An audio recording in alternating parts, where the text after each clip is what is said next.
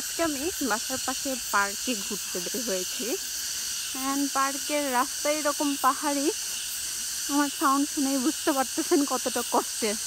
And এখানে এত বেশি জঙ্গল, আমাদের দেশে এটা জঙ্গলই বলে। ঝিঝি পোকার ডাক শুনতে পাচ্ছি। এখানে অবশ্য সামনে গেলে বানর দেখা যায়।